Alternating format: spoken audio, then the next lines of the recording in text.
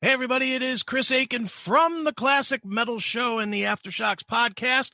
And before we show you this next video, just wanted to remind you that you can add the CMSPN to your Roku. That's right. If you have a Roku or a Roku TV, just click the link below. It's in the scroll. It's also in the description of this video. And make sure you're logged into your Roku account on your computer, and it will add it right to your Roku. It'll add it, then you just refresh your device, and bang, there it is. That way you can watch all of our episodes, whether it's us or Skull Sessions or Talk to Me or Aftershocks or Classic Metal Show. All be on your TV. It's a deal, right? And it's free. All right. Make sure you do that. And now, here's the video you actually came to see.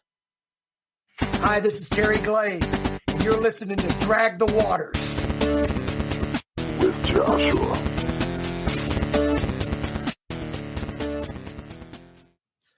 All right, guys, it is now time to drag the water some more here on the CMSPN.com, the CMSPN Podcast Network. And we are with the great Terry Date. How are you doing, Terry? I'm doing good. That's a good introduction. Great. I like it. Anyone watching or listening right now, if you own any CDs from any of your favorite bands, Terry Date's name is on it. I didn't work on it. I just put my name on it, right? Yeah, exactly. Yeah, I mean, you go back all the way to some of my earliest favorite stuff as being Metal Church and all the way onto the new Deftones album. So you've been a staple in my CD collection. Oh, thank you. Yeah, it's a lot of fun. I mean, working with friends is an easy job. Right.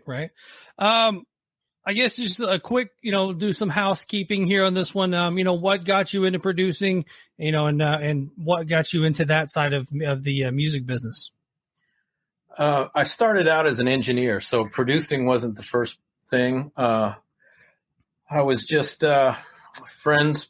All my friends played instruments, and I didn't have the temperament for it. So I'd be hanging out, and I wanted to do something constructive. So I'd turn knobs, and I just sort of took it from there.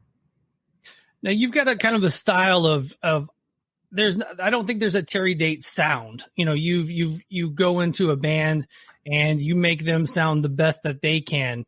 What is that in you that makes you do that and not just, this is Terry Date's sound and you're going to sound like how I'm going to make you sound? To me, it's always an honor when somebody asks you to work with them to make their record, to get their music out to the public. I don't feel like it's my job to, if somebody wanted to buy my record, then it would be a different story, but they're buying the band's record. I've always been a fan of music more than a musician. So I always listen to the music as a fan, as a non-musician would listen to it, as an audience member would listen to it.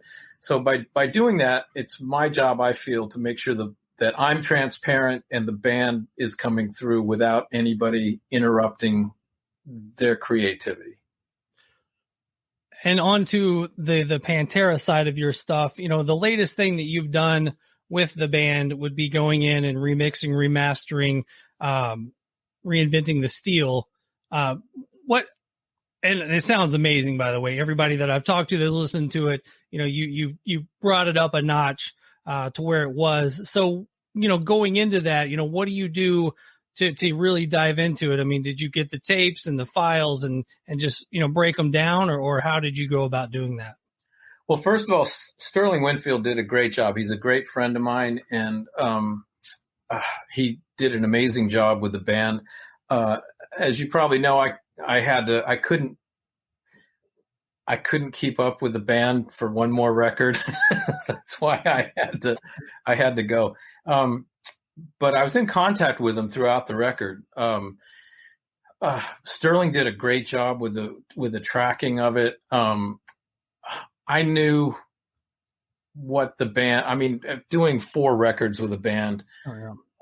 I knew what they wanted, even though they weren't there, and what I didn't get right, Rex or Phil or Sterling would let me know what they felt I could do better.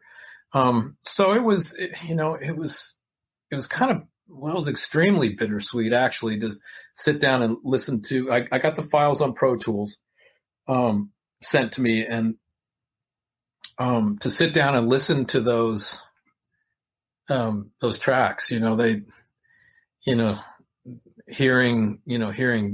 Dime's guitar after all those years, and stuff that I wasn't involved with. It was hard, to get going on it, to tell you the truth. But once I did, it was just brought back great memories. So it was good, just good Pantera music.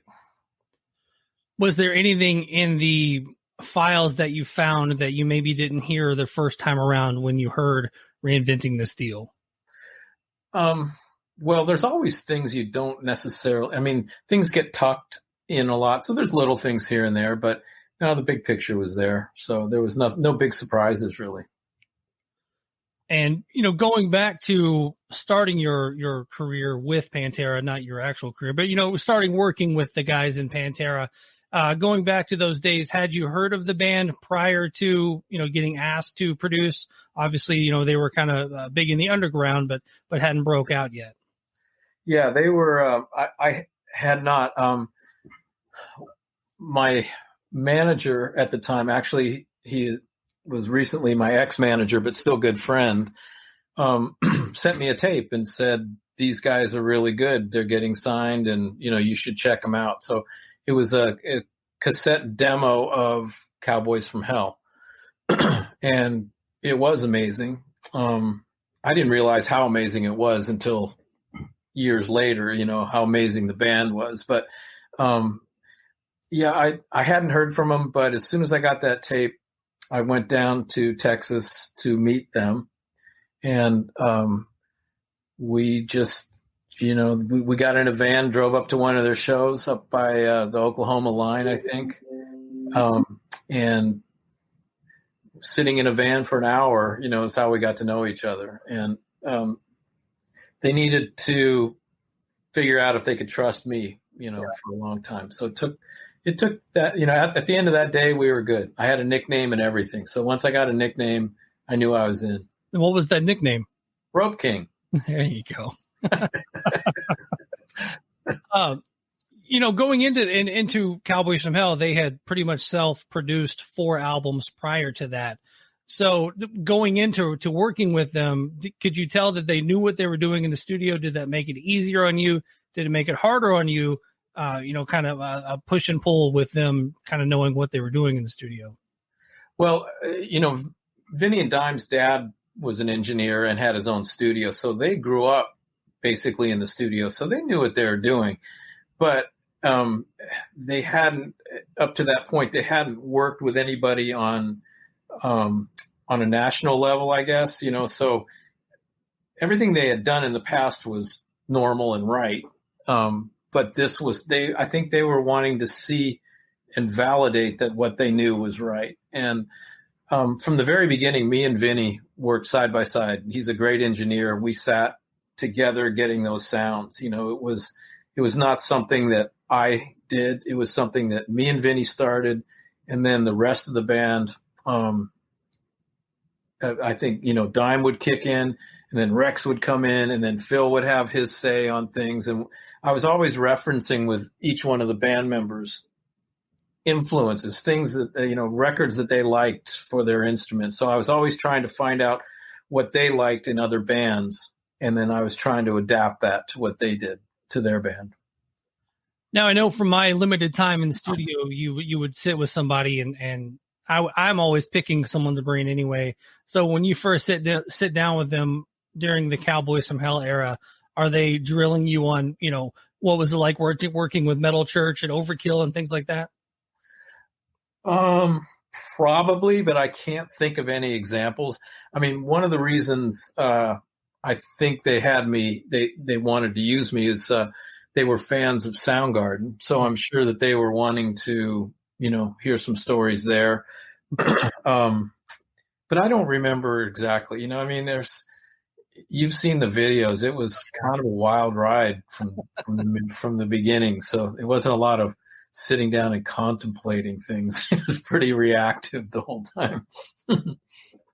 As hard partying as they were and as larger than life as they were, how were they in the studio? Were they focused and professional in the studio and then were wild at other times, or was it just kind of wild at all times? And hopefully you got some good takes in there.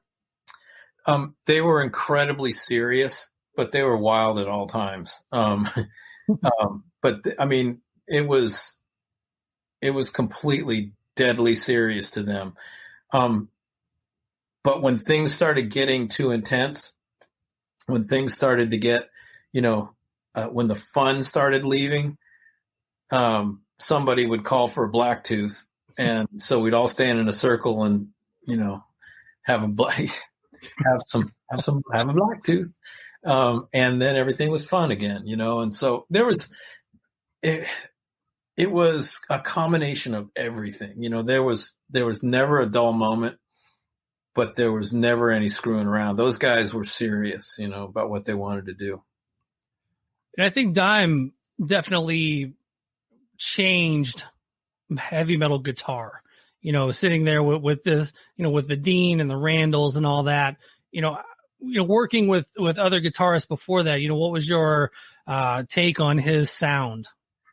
The way I always work is, I wouldn't grab a guitar player and say, I like your guitar and your rig, but you should use mine or you should use this. I always wanted, unless it was just a piece of crap, I wanted the guy. I mean, that's his sound. That's the stuff that he has pride in, like developing that whole thing. So I never got in the way of the Randall or the Dean or anything because that was his thing.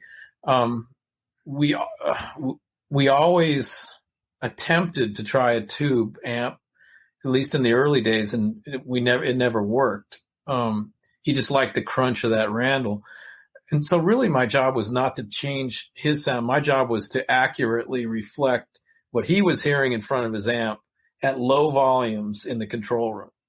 If I could give him that feel at a low volume, in here, then when I turned it up, it would be even better. So that was the goal, try to get that. And some of the vocal performances on Cowboys from Hell are out of this world, Cemetery Gates and Medicine Man, a lot of the second half stuff where Phil's just way out of the register. Kind of go back to kind of recording that. I mean, obviously Cemetery Gates, the incredible, where Dime's doing the squeal and then, Phil's mimicking it and stuff like that. I mean, that had to have been insane in the studio. Yeah. And I wish I could remember exactly how that all went down. I mean, it's been a long time. And like I said, it was like, those were Hunter S. Thompson years for me,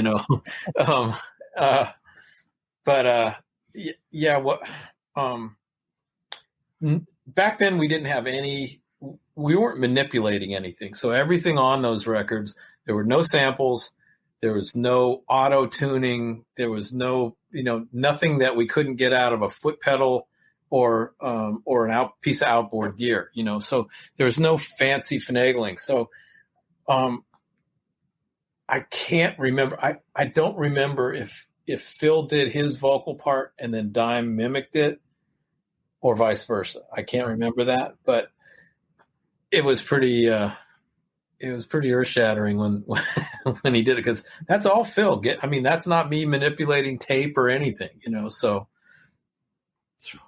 It's some amazing stuff. And you got to take those songs and then you see like the Russia videos and, you're like, how does this happen? Where they're playing to 500,000 people and these are those songs that you just worked on, just a few months prior, and domination to this day at that performance is a legendary performance and, all those songs coming together under your watch. Yeah. It's a lot more, and it's a lot more fun to look back after 20, 25 years than than right after it was released. Because first of all, by the time I finish, any record really, but especially theirs, I need a break from all of it. I can't listen to it anymore. So I don't usually listen to any record that I do for a long time, 10 years maybe sometimes, because all the dirty laundry's there. I just hear everything that's wrong with it. I can't enjoy it like a first time listener. But on top of that, as far as what happened to them, as far as them, well, they didn't blow up after Cowboys from Hell. That they did the typical kind of, you sell about 250,000 copies of the record on your first record if you're a good band, and then you triple that on your next record, and you just build your audience that way. So it took a little while, but I was in contact with them all the time. I'd see them whenever they were on tour and I was close by. But quite honestly, I was like busy as hell back then. So I'd finish that record and I'd be on to something else. And then, a year later, I'd go back and do another record. And I mean, we were talking all the time, but I was like in the middle of it, the thick of it back then. So, oh yeah, you were definitely a hardworking producer at the time. So when they come back for Vulgar Display of Power, what was your first initial response to those songs coming to you? Like, well, they just, they wanted to be heavier, Phil especially, they wanted to be heavier than Cowboys, and typically what we did in the studio is those songs would get written in the studio. Cause we had their dad's studio. So it was sort of like, it was like home recording is today back then. So, they would come in, Dime would have a riff or Vinny would have a drum part. Or Rex would have something, somebody would have a kernel of an idea, and it would quickly turn into a song. They would sort of grab the riff, decide what the second riff was going to be, what the chorus was going to be, intro, middle break, and we would shuffle it all around.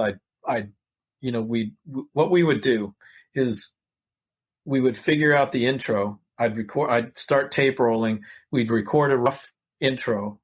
Then they would figure, well, let's go to this riff here and decide how many times. And then I just punch in the whole band, so it was just like a rough punch in constructing the song to the end. All rough performances, kind of choppy and stuff. And then I'd make a rough mix of it.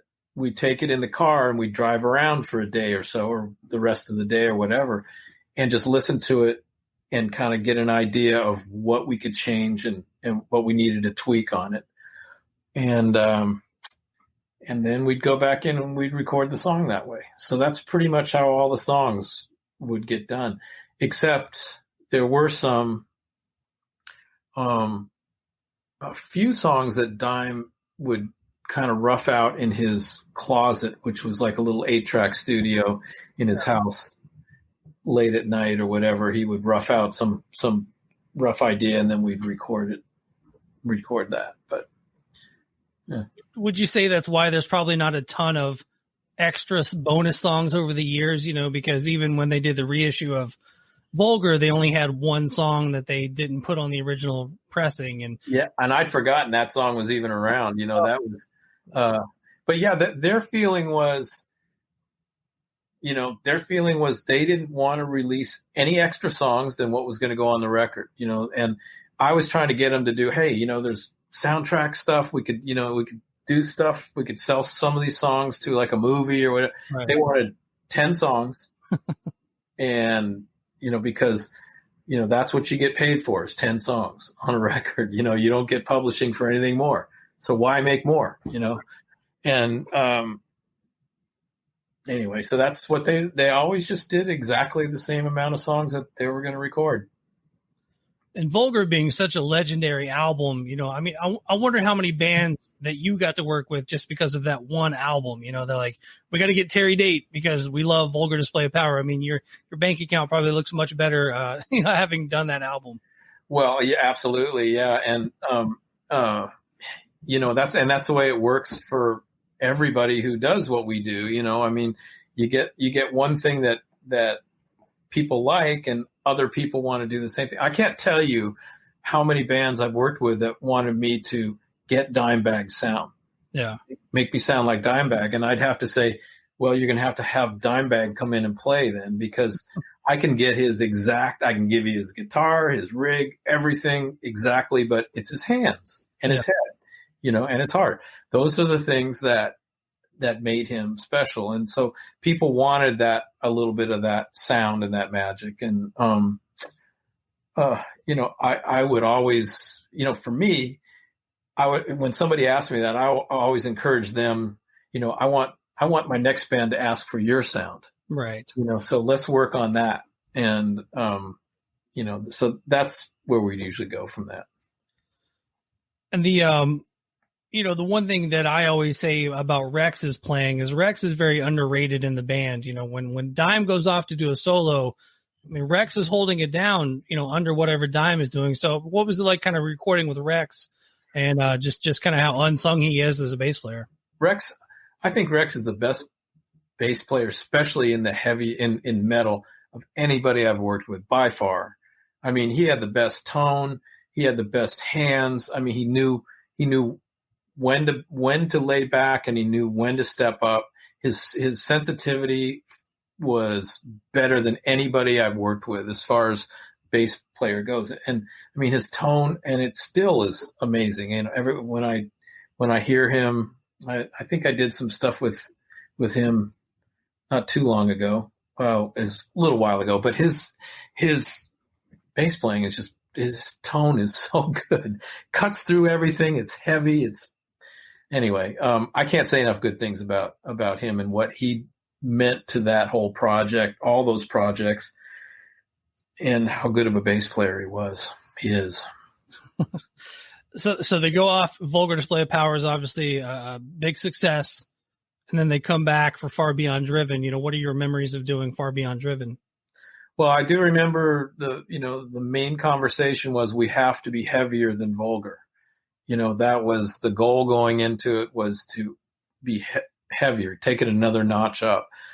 That particular record, Vinny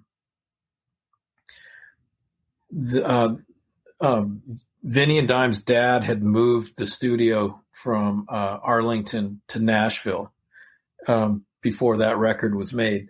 So we went up to Nashville to where the dad's studio was, which was basically in the garage of his house.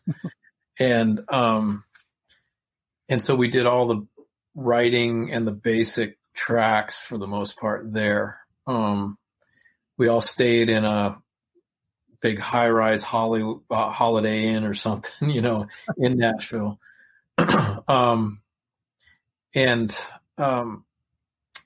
I think, I don't know what point of the record, but about halfway through, I think we still had guitars. We still had vocals to do. There was a falling out, or the guys were ready to go, to get out of Nashville and go back to Dallas. So we went to Dallas Sound Labs, which is where we met Sterling Winfield.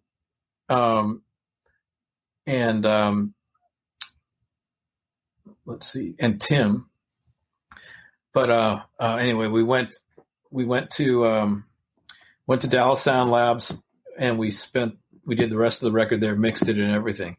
I think we mixed it at that studio. So, they were back in Texas, where they were more comfortable, staying in their own house, eating at their own restaurants where they wanted to go. And,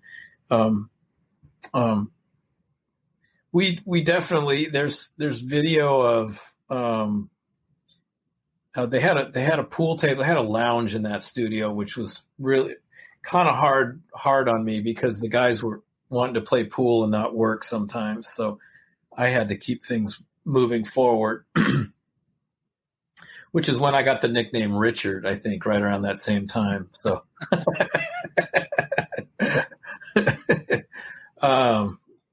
and Rex gave me one, hook back. Yeah, that's right. Cause I tend to hunch over at the board. Oh, anyway, so those are the things I remember from that one. We just the band wanted to be heavier, harder, more than Vulgar. And, it took me a while to really understand that I think they might have done it, on that record. So, Vulgar was so, was such a new thing, it was so heavy and so groove oriented. It was so good when it came out that it's hard to take a notch up, but they did, I think. So one track off of one track off of Far Beyond Driven I want to talk about is Becoming, and that drum pattern. When Vinny comes to you and says, like, check this out, what are you thinking when you hear that? I was actually, I have a Polaroid, and there's other pictures I've seen of Vinny and Dime working that riff out. And Vinny's at his drums. Dime is like standing right behind him. I'm recording the whole thing. Dime had just gotten that whammy pedal, that Tech, octave pedal. So he started playing that riff, that one. And then I heard Vinny's kick drum, his feet, and I'm going, what in the fuck is he doing? And I had to go out and I said, play that. What are you doing? He goes, oh, this is easy. Just this foot does this and this foot does this, It was the coolest little gallopy kick pattern that I'd ever heard. And for him, it was just like, what's the big deal? Must be nice to be that talented. Oh, I know. And the two of them together, I mean, probably from maybe Vulgar, but definitely Far Beyond Driven on, when it came time to do Dime solos, I would usually just like let Vinny sit and do all the punch-ins, let Vinny and Dime work together. I'd get the sound up, the mix going, and then I'd just kind of sit to the back of the room because those two had a communication that didn't require words, Right. The way we would do lead guitars is we would take 3 tracks on the tape and he would play 3 solos. And if he was happy with all 3, we would take those and we would comp the best pieces out of that. We'd just take chunks. Yeah. So because Vinny and Dime grew up listening to the same stuff, Dime would do a lead. Vinny would look up at him and go, do that Randy Rhoads part instead, And so there's no way I'm going to get a better performance out of Dime, than that, so that's where I just would say, I'm right here, but you guys just go, and it really made a big difference. That the way those two brothers were tighter than any two brothers I'd ever seen. So I'm assuming it was just a constant mind blow seeing him play guitar live and in person right there, one-on-one, you two in a room kind of thing. It is and it isn't. When you're in the moment, you don't think about it as much. The guy's good and everything is like really supernatural, but I mean, he would struggle. There were songs that we had to work really, Walk, took us all day to do the guitar part on that. Cause we did, the first guitar, then we did a double, and then we did a triple up the middle. But because of that riff, every attack and every palm mute on the 2 doubles and the triple, they had to be exactly on. There couldn't be any of this. They had to be like this. And when you listen to that song, in headphones especially, when you listen to that song, they're so close that they almost phase each other a little bit. And sometimes the palm mute sounds like it's coming behind your head, and that's that. There's no fancy manipulation. That was just hard work. When we went to mastering on that record, I think it was with Howie in New York. Howie finished, getting it all EQ'd, and back then it was, everything was going to vinyl. So when you cut the vinyl, you have to cut it side A all in one run, and then you put on side B and cut that all in one run. There's no stopping. It just is like a continuous play. Okay. So when Howie was ready to do that, he would bring us all, we'd all come in and you sit in front of him and then you just sit down and he just turns it up and he just does his thing. He cuts that side A onto a lacquer. I wasn't in there for that because I'd been in there for the, helping or supposedly helping. I've been in there with Howie when we were trying to get it figured out. But but they played the whole side A and side B. And when it was over, Dime comes out and he's crying, just like tears coming down. I'm going, what's the matter, man? And he said, that thing was so much work. That was so hard to do that record, but it was so worth it. He was so happy with it, and that's that passion. He was so emotional that way. So. Yeah, he definitely lived the music. So he's one of those people that, you just believed everything that was coming out of his hands was from every part of his body. There was never a note that he didn't believe in. That's true. And he had good pitch. He could tell, he would bend his notes exactly right. I always felt like that guitar was another appendage to him. It just was so natural on him. And it used to frustrate him because, again, I'm not a musician. So sometimes when we were doing these things, I'd get, I wasn't keeping up with him, and he'd get frustrated. And finally he said, okay, after we're done tonight, I'm going to teach you how to play guitar. And I said, okay. So we sat down the first night. He tried to teach me Johnny Be Good or something. 10 minutes later, he goes, oh, fuck it. And we left. Drinks. So anyway, it was so natural with him. Yeah. So good. So Far Beyond Driven comes together and becomes a number 1 album. How insane is that for a band as heavy as Pantera to come out number 1? It was, again, it was, I think we were I'm sure I was very happy at the time. But, if things were going, there was so much coming out at the time. It's so much happening that, I wasn't part of any celebration with them because they probably did it somewhere else. And I was in a studio somewhere else, and we would talk about it. We were happy, of course, but there was, just so much going on. They were on world tours, they were dealing with all the mayhem that goes along with being the kind of band that they were. And I was in a studio with somebody else. So it was a really nice notation. But again, a lot of those things become more important as I get farther away from them. True. All right. So they go back, they come back to you for the Great Southern Trendkill. And I've always said that, from Cowboys to Vulgar to Far Beyond Driven to Great Southern Trendkill just continue to get heavier and heavier. What are your memories of the Great Southern Trendkill coming together? Well, that one, we built a studio in Dimebag's garage out behind his house. It was he had bought a house in Arlington. There was like a big kind of it was a RV garage basically. So it was really high ceilings. We built a little control room there. A little recording area, stocked it with some gear. They'd bought a board like their dad's board because they liked it. And they were going to record it all onto little ADAT digital tapes. And I said, I'm not going to make a record onto ADAT tapes. I said, we need to get a tape deck in here and whatever. So we got a tape deck in, and then we started testing it out to record, and there was just this horrendous low end everywhere, on all the tracks. What the fuck?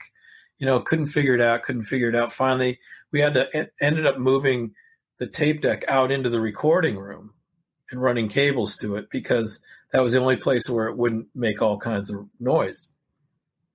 And bear in mind, me and Aaron, their sound guy, we were building the studio ourselves, so this is totally like do it yourself. Anyway, we couldn't figure out what the hell was going on with that whole thing. And then Dime walks in and he goes, gee, I wonder if it's that 50,000 kilowatt power line that's buried underneath the house. That's running underneath the control room. So there was a main power line that was underground right underneath there. So that's what was doing it. But making the record, we had our tape deck out in the live room. As you know, probably, they drank a lot of Coors Light. And so a lot. I mean, cases and cases every day. So out in the main room, everybody's out there recording, drink a Coors Light, and then you just toss it. And I go out there after a while and I look at the tape deck and there's Coors Light cans all over the tapes. You know, they had been landing on the tape deck while the tape was recording or was rolling, the whole thing. So I had to build a case around the tape deck so the Coors Light cans wouldn't hit the tape deck. So that was one of my memories from that record. That was also the first record I had my assistant Ulrich Wild on. He had never experienced anything like that in his life before. He got a nickname. I think it was called Heimlich Maneuver. And let's see, also on that one, Phil had moved back to New Orleans. So he was kind of flying in when the band would have some songs kind of worked out. Phil would fly in and they would tweak them, fix them up. And then, when it came time for vocals, I left Ulrich in Dallas to continue working with Vinny and Dime on guitar stuff. And then I went to Trent Reznor's studio at the time and in New Orleans. And then I had a rough mix of all the songs. I put that onto 2 tracks on the tape, and then Phil did all his vocals to that. And then I brought that back and I synced it up to the main tape. So anyway, that was, I think it probably took 2 weeks to do the vocals on that one.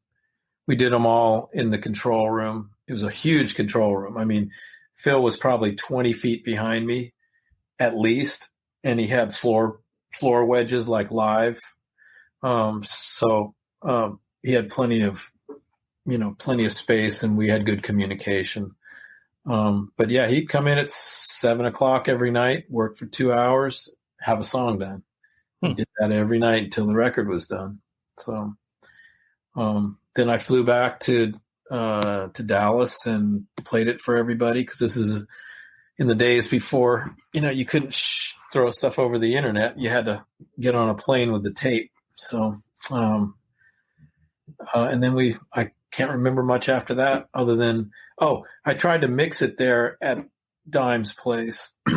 I couldn't do it. I finally had to tell him I got to take this to LA where I'm, place where I'm comfortable, because I can't do it here. They were disappointed, but, they understood. And that's the time, obviously, when Phil and the rest of the band is kind of internally struggling. Is that something that, you're with the band for the entire career? Is that something that you see, and does that type of stuff bum you out when you see bands kind of starting to drift apart? Yeah, I guess I don't pay attention to it, because the way I look at it and the way I talk to them is, you don't have time for this bullshit, figure it out. Yeah. And it's not that big a deal in whatever. I didn't let it bother me. I could tell that,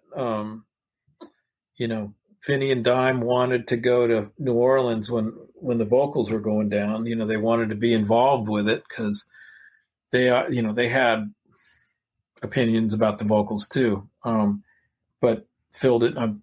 I didn't know this, but Phil must not have wanted them. He wanted to do it himself at that point. So yeah, he was having troubles at that time. But he kept that all from me, because I'm more like a dad. I'm more like, they kept all that. They kept it from me. So I didn't know Phil was having the problems he was having. I know it's obviously way more commonplace now for people to do, their bass at this one place and their guitars here. But at the time, Phil doing vocals away from the band in an entirely different state. I mean, was that something common, or was that like trying to figure out how we're going to do this and kind of learning on the fly? Well, a little bit of learning on the fly for me, because I had to figure out technically how to make it work. Typically with Pantera, we would only use one reel of tape, usually get 3 songs on one reel. In other words, 24 tracks. Yeah. I wouldn't make multiple I'd keep it at 24 tracks. So I had to make sure I had a tape with I don't even remember how I did it now, but probably had a tape with a rough mix on a couple of tracks, and then I put the vocals in, and then I sync the vocals up somehow. I can't remember how I did it now. I'd have to look at the tracks again to figure it out. But it was as far as just physically doing it without the band there, when a band's on their 4th record, that's not that unusual. They want space to do it. Sometimes when a band is 4 or 5 records in, they don't even want me around. The singer, knows how to do it. He knows how to record himself. Chris Cornell used to do that, not with me, but after me. Yeah. He would just take his stuff and record his stuff at home by himself. So, anyway, it was, Phil and I always got along really well. So I had a blast when I was down there working. I mean, I had a good time with him. So, and just kind of, once again, you go into the to do the remix and remasters of the latest album. So I mean, you kind of get your hands on all of the albums, and you're a part of the entire legacy of the band now and the career of the band, and just kind of looking back over your time with Pantera and the band itself.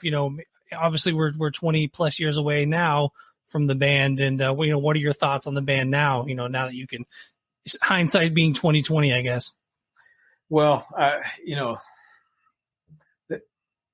nothing that I say isn't is going to be anything that you don't know already. And they're the best band in that genre, I think. As far as the groove metal, and Dime is, he's the best guitar player of that genre. It's hard to deny that. Vinny, incredibly underrated drummer. I think he should be on the same level as Dime is on guitar. Rex should be on the same level on bass. Phil should be on the same level on vocals. I mean, those guys, you have 4 guys that are all the top guys in their, on their instrument. That's pretty hard to beat. Absolutely. But as we wrap this up, I do want to sneak in a Deftones question on you. Sure. We just passed the 20th anniversary of White Pony, so I'd be an idiot not to ask you about that, because it's, there were probably millions and millions of babies conceived to that record. Well, I hope they're good ones. What are your memories of doing that with Tino and the guys?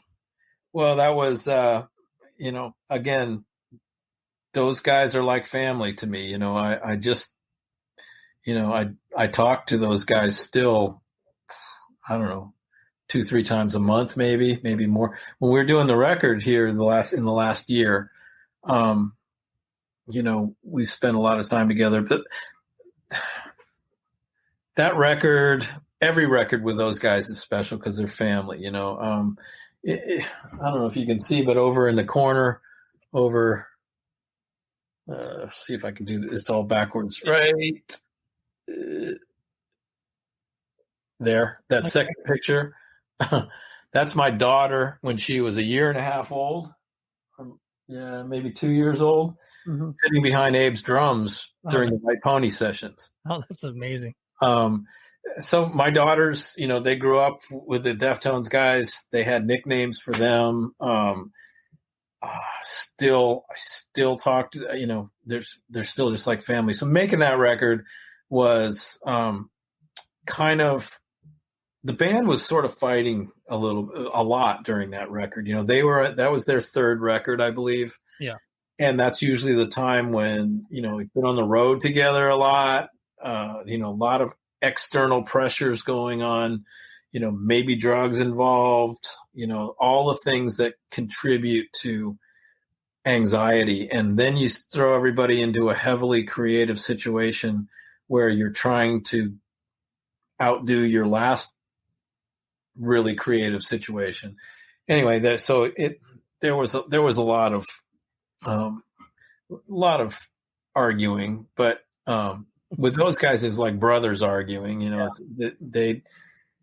They it would get elevated and heated, but they would always hug afterwards. So, making that record was a special record. You know, we did that in San Francisco, actually it was Metallica's studio where they did a lot of their stuff. The plant. I'd actually done another record there, maybe 10 years earlier, Mother Love Bone. Oh, nice. That was the first record I did in that place. So that's kind of why I brought Deftones there, because I liked the place. So anyway, special record, you know. Oh, and yeah.